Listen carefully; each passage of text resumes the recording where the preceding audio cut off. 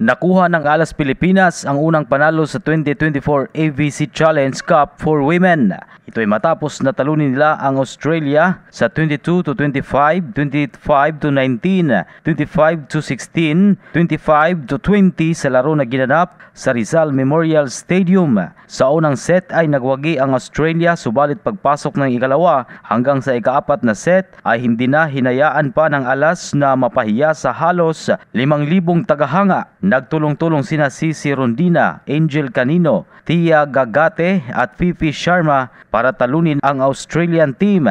Mayroong 17 points at 15 attacks, isang block at ace si Angel Canino, habang mayroong 17 points mula sa 14 attacks, 2 aces at block si Iya Laurel. Nagtala din ng 16 points si Cici Rondina at 11 points naman si Tia Gagate. Susunod na makakaharap ng Alas Pilipinas ang India. Yan ang balitang sports. Ito si Ray Tampos para sa Radyo Alternatibo Balita Nationwide.